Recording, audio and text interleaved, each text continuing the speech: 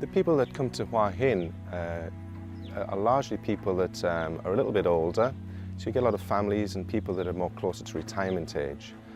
Golf's one of the biggest drivers for the tourism market in Hua Hin, and there's a lot of luxury hotels compared with nearby smaller resorts.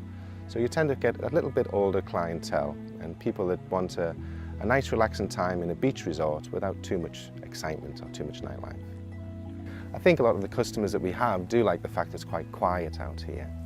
If you want to go into the town, it's there, but if you want to stay and enjoy a property, it's a nice setting to be in.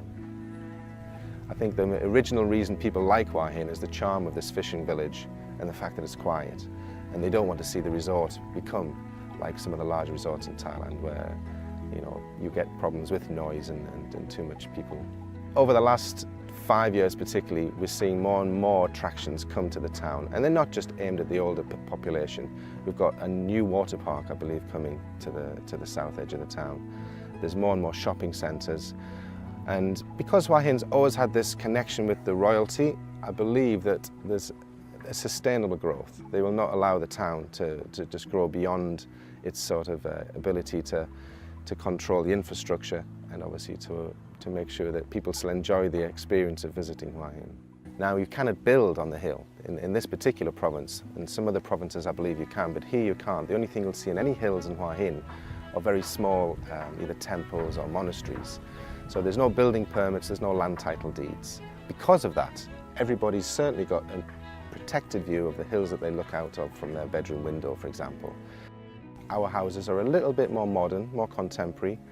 From the initial concept was to bring as much light and as much of the beautiful countryside into the home.